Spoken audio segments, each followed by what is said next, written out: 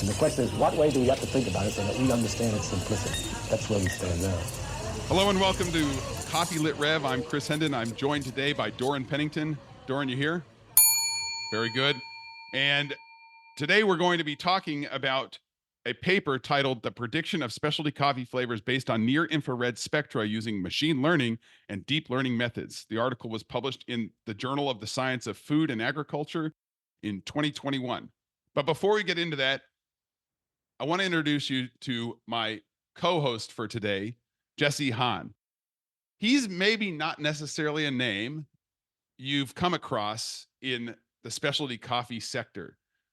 He is, however, an astronomer, and he is, however, interested in coffee. Jesse, you're currently a Ph.D. student at Harvard. You did your undergraduate degree at the University of Virginia in physics. And I guess you're also deeply interested in space, but also coffee. Thanks for joining us. Lovely to be here. Thanks for having me. So before we get into some of the coffee related material, I just wanted to highlight some of your wonderful work. I looked over your Google Scholar page and noticed that you're extremely well published with many highly successful papers, most notably a recent paper appearing in Nature Astronomy titled A Tilted Dark Halo Origin of the Galactic Disk Warp and Flare. That is a series of words that I've never said together. So for the listeners here, can you summarize what the tilted dark halo origin is and what is a disk warp and flare? Oh boy, that's a loaded question. All right. So imagine that the Milky Way is a pancake, roughly speaking. Yeah. So it's nice, flat disk and extends out to however big a pancake is. But according to physics, right, in order for that pancake to exist on its own, we need it to be in a sort of like a bath of gravity generated by dark matter. So we call that bath the dark matter halo. So we know that the dark matter halo exists because the pancake otherwise would not form. And separately, observationally, we've known for a long time that the pancake is sort of like S-shaped towards the outside, so it warps. And also the thickness of the pancake increases towards the outer galaxy as well. So it becomes thicker, and that's what we call a flare. So this has been known for over half a century at this point, more like 60, 70 years. But the study that we put out was showing for the first time that you can explain this phenomena with a very simple sort of analytic prescription for what the dark matter halo is doing. And indeed, what it is doing is that it is misaligned or tilted with respect to the pancake. And that's what generates this warp and flare. So my next question for you is, have you seen the recent series of films Dune 1 and 2? I have, yes. Good intergalactic space travel type vibes in there. The spice is always exciting. What did you think though? Dune 1 or 2? Which one's better so far? Oh, Dune 2 by far, I think. Dude, what's with Doran, Jesse? I mean, look, we're talking science, but you're both wrong here. Okay. But I actually mentioned Dune because one thing they do in Dune is an aperiodic walk to avoid the sandworm. And that brings me to why I thought immediately of you when I wanted to talk about the Ig Nobel Prizes, which are awards for improbable research. They're sort of a fun activity that Harvard hosts every year. And in 2012, an Ig Nobel Prize was awarded to Krichetnikov and Meyer for understanding and demonstrating why coffee will spill out of a cup when you carry it as you walk forward. And I guess you have to get me on the timeline here. You were in high school at this point, and I think you were interested to understand this problem in more detail. Can you summarize why coffee spills when you walk forward with it? All right. So if you're walking forward like a normal person, it depends on the cup dimensions and it depends on your height and your weight actually quite a bit. So just the way that the coffee viscosity and the average mug size combines, they create this resonance frequency, which is a frequency at which if you oscillate the mug, you'll cause maximum spillage. It produces a frequency that resonates with the average person's walking frequency. So that really is the problem. It's the combination of the normal mug and the coffee viscosity and the average person size. This is very interesting because one of the things we're going to talk about at some point in this podcast series is this idea of viscosity, because of course it is related to the TDS, or total dissolved solids. It's related to how you prepared that coffee. We're getting off topic here ever so slightly, because we got to fast forward then from 2012, when the Ig Nobel was awarded for demonstrating that coffee will spill if you walk with it, to 2017, when you achieved something that I can only dream of. My goal is to win an Ig Nobel Prize.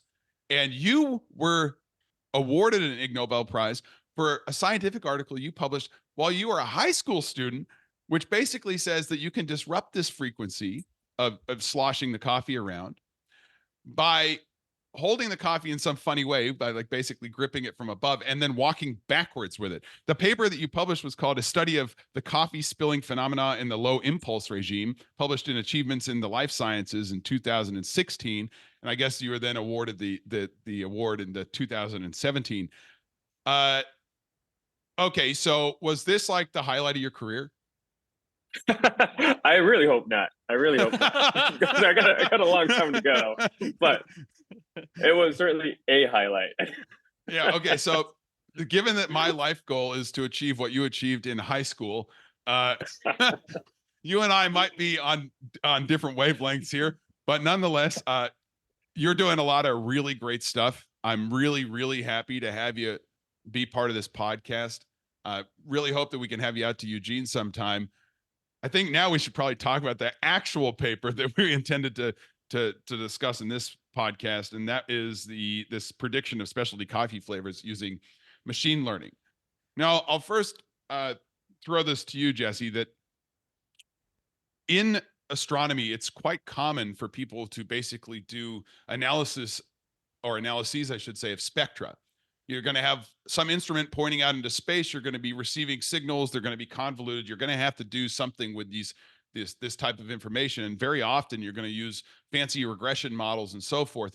So this idea that we're going to talk about, sort of zooming way in and trying to use a very similar approach where you just take a bunch of spectral measurements that you made on a coffee and relate that to sensory, is probably actually not as far removed, right, as what it may seem to the listener at the beginning. No, not at all. It's actually very close to the specific work that I do as well, turns out. Because I spent a lot of my time looking at the spectra of stars, as you said, and then trying to tell their chemical composition from the spectrum. Yeah. You can think about that as the flavor of stars, if you will. Oh, yeah. Flavor of stars. Very good. So, Doran, do you want to summarize here the experimental layout? What did they actually do? So they have acquired 266 samples of Arabica coffee from 14 different countries. They span agtron numbers, which are basically a measurement of roast color, from 48 to 113, which is quite a big range of roast levels. And they grind these different coffees, and they're going to measure them by near infrared spectroscopy. So, red light out to some infrared wavelength. And they're going to compare those, the spectra that they generate, to flavor assessments that are made by 2 or 3 professional coffee cuppers, which are certified as Q graders. One of the things they highlight here basically is that the near IR measurement seems to be very good at measuring roast color. Not overly surprising, given you shine a light on something and you can tell how dark it is. But it is one of the statistically significant aspects of this paper, is that they have a pretty good way of backing out what color the coffee is. Can you talk to us a little bit about the machine learning component, though? Sure. I mean, so I should preface this by saying my field of expertise is not machine learning per se, but I interact with machine learning tools a lot on a daily basis. So the whole setup is you start from like a raw spectrum, and then you put it into this black box that is a categorizer, let's say. And then the categorizer tells you what list of flavors it should produce. And this black box is a neural network that can adapt and learn according to your training set. Now, your training set is a set of data points that you know the true answers to. So from this cupping test that Doran has told us about, we have a list of coffees and a list of flavors that we know the coffee should have. So you basically pass through these data points that you know the true answer to through this black box to obtain the optimal internal workings of the black box. So that's what they call the training set. And then you apply this to the rest of your data set, which is the validation and the testing set, and see how well you can actually produce the flavors of the coffee. Yeah, and it seems like when you look at the data that they present here, that it maybe kind of works okay for floral, fruity, and green and vegetative. And you could attribute that, I guess, to the machine learning algorithms working well. But also, those flavors map linearly to roast color. So if the system works well to identify roast color, then it's going to do a pretty good job of hitting those three flavors. And I think that's actually one of the key findings here, is that like it gets roast color and also subsequently flavors that map to roast color with about a 75% accuracy. This is exactly what we call correlation, not causation, right? Indeed. So one of the things that jumped out at me in this paper, though, Jesse, was that they had a problem when using their neural nets to predict or detect sour, fermented, and spicy flavors. It had extremely high accuracy of like 80%, but it had 0% recall. Now I got to define recall to you here, because the recall, as they describe it here, is the number of true positives divided by the number of true positives plus false negatives. So in other words, to get a 0% in that little bit of math is saying that you got 0 true positives. In other words, this thing cannot recall or predict sour or spicy. I mean, that's remarkable. I mean, you have to try pretty hard to get it to do that. That's like that. I'm not even sure it's like it's gone the opposite. It's, in fact, they've trained a neural net to do exactly the opposite when it comes to negative flavors in coffee. But anyway, nonetheless, okay, Doran. So what else are we missing here in the experimental layout or the data? Tell me about it. Well, something that I think is interesting about this paper is they want to explain why they're seeing what they're seeing. And so they say that they select a sample which has only a single flavor. And then they contrast that to a coffee with multiple flavors. I think that's interesting because I don't think anyone that is in the specialty coffee world would ever say a coffee has a single flavor. But I get the challenge where you have to, whenever you need to simplify a model that's this complicated and get it to spit out, what is it actually saying to me? You want to use the simplest approximation possible. And assigning a coffee to have a single flavor is the simplest you can get. But I think a lot of people would find that reductive. And this brings me to a point that I wanted to ask you about, Jesse, is as someone who interfaces with machine learning models, specifically as applied to, spectroscopy, is this level of treatment common, or does it kind of make you take a step back and think that they've maybe overfit the data because they have a lot of layers to their treatment that they do? So, I mean, it's hard to assess their, let's say, quality of the neural net without actually learning in detail about how they trained it, how they constructed it, et cetera. But what I can say for certainty is that the volume of data in which we as astronomers deal with in applying neural networks is astronomically larger than 266.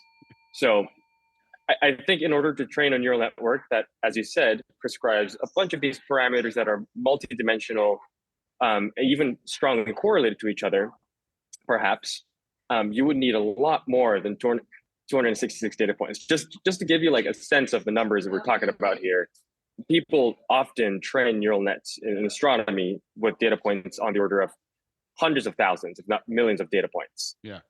So really, and even in that regime, we still sometimes don't trust the product of the neural network.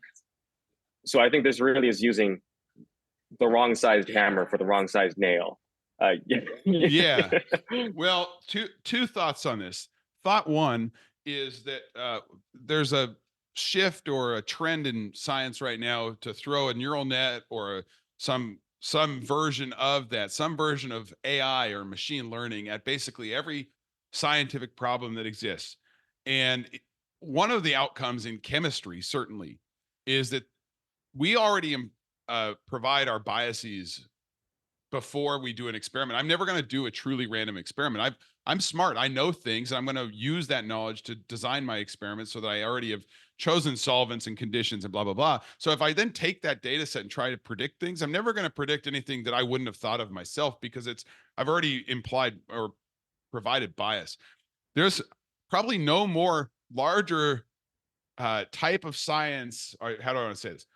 There's probably no more susceptible type of science to include bias than one that involves a human describing a flavor, because that is dependent on so many things. Like if you have a kebab before you go taste coffee, you're not going to be saying that you're tasting the same flavors as, as Doran, who, maybe had a cup of tea before going in the same room or something, right? But it's not only that, like that's an easy example of this. It could also be simply differences in the way people taste things. So that's item one. I think item two, sort of more focused specifically on this paper, is that what we're really trying to achieve here is an ability to make a measurement on dry mass coffee and say something intelligent about its flavor profile. The thing that's weird about this is that you can just, if 3 Q graders taste that cup of coffee and believe that they're tasting the same thing, then those 3 Q graders could use just the words they were going to use to taste that coffee and describe it. Is there an advantage of being 78% correct and eliminating the human from describing that thing? I'm not sure, because I'm not even sure that if the Q grader said it's going to taste like watermelon, bergamot, and peach, that when you and I would taste these coffees, that we would taste watermelon, bergamot, and peach, not because we can't taste it, but because we didn't brew it in a way that extracts those flavors in the first place. So I don't even know whether a dry mass measurement is actually useful. I just don't know. I don't know how to think about this.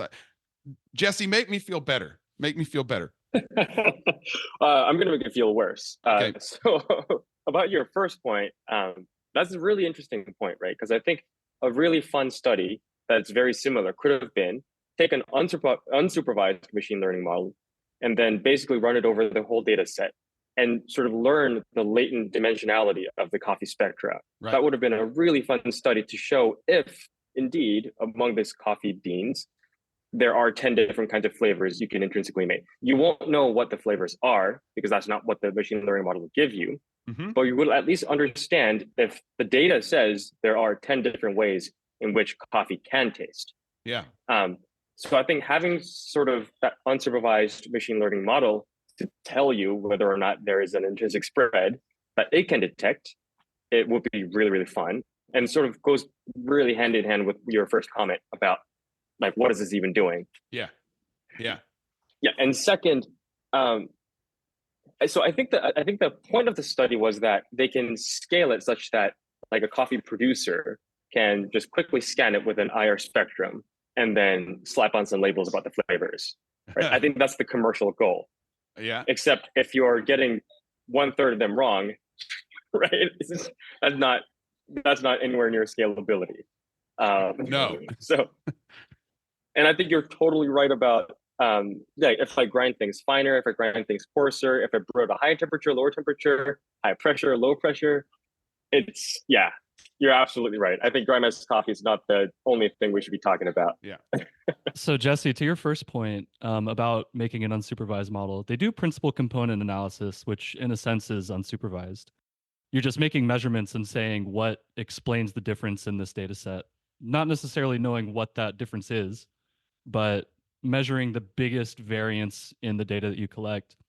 And they show their principal component plot, which shows that 98.2% of the variance in the spectra they collected maps basically directly onto roast color.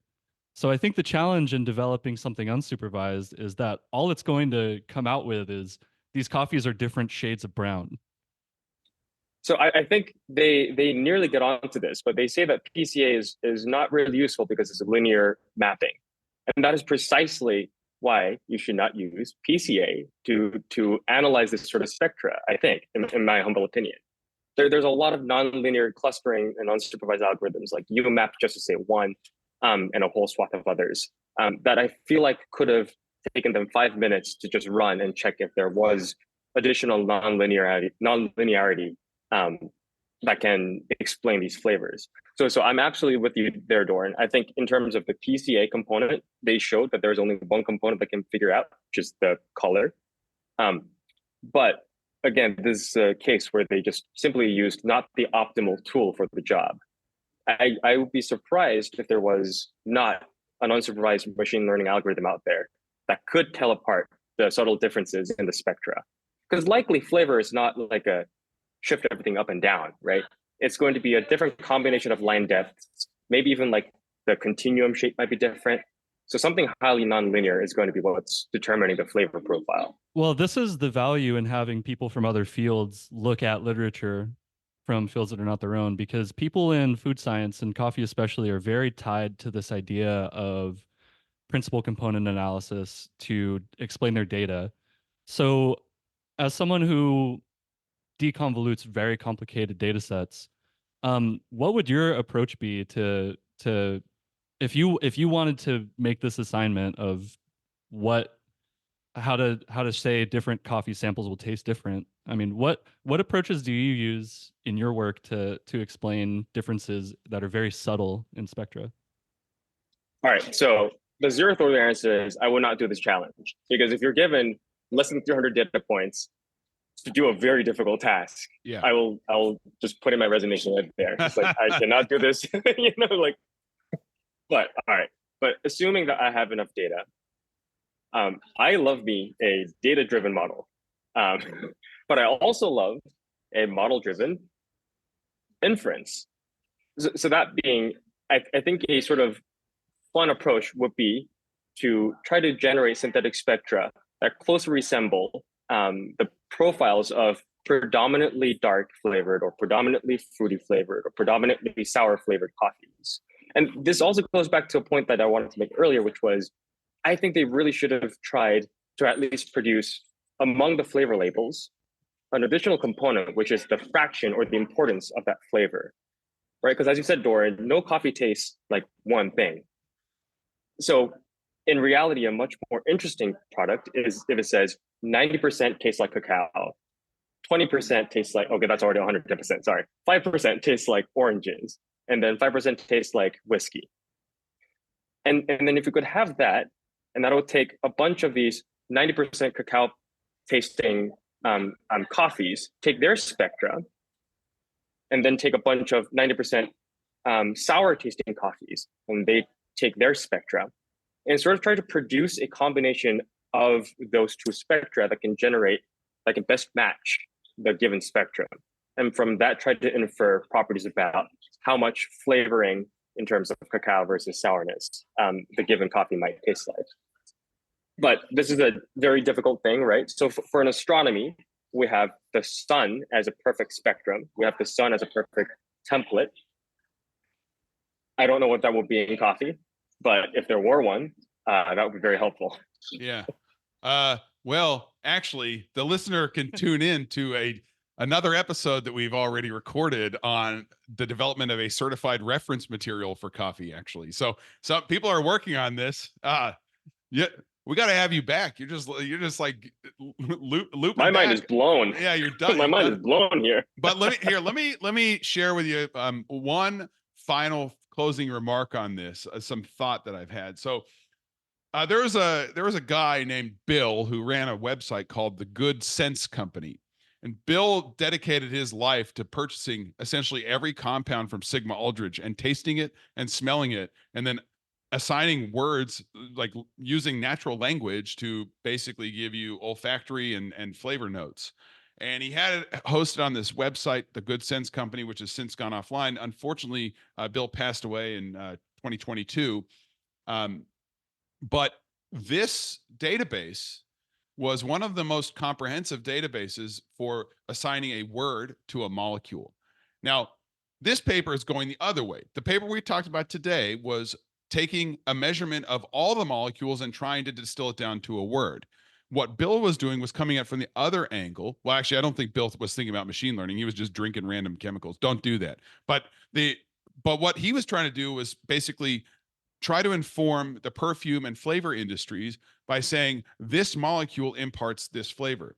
And so I think that Google and others have been working on this idea of learning how to predict flavor based on molecular structure.